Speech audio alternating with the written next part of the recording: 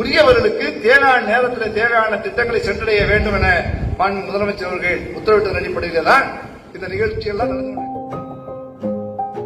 எனது அருமைக்குரிய சகோதர சகோதரிகள் இவைகளை பயன்படுத்திக் கொண்டு இந்த 1000 ரூபாய் முழுமையாக ஒரு கணவனை இழந்தவருக்கோ கணவனால் கைவிடப்பட்டவர்களுக்கோ அல்லது வயதானவர்களுக்கோ ஒரு 1000 ரூபாய் என்பது முழுமையாக அதை பாதுகாத்துவிடும்.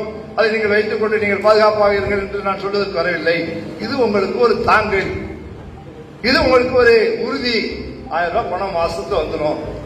எப்படி எது கேட்டாலும் 1000 ரூபாய் பணம் நமக்கு வந்துடும். ஏதோ ஒரு மாத்திரை மருந்து தேவைப்பட்டதை வாங்கிக் கொள்வதற்கு நம்ம யாருமே கவனிக்கலாம். இந்த 1000 ரூபாய் பணம் இருக்கு, அம்மாவுடைய அரசு கொடுத்த இந்த 1000 ரூபாய் பணம் இருக்கு என்கிற உறுதியை உங்களுக்கு வழங்குவதற்காகத்தான் இன்றைக்கு இந்த உறுதி பத்திரத்தை உங்களுக்கு வழங்குகிறோம்.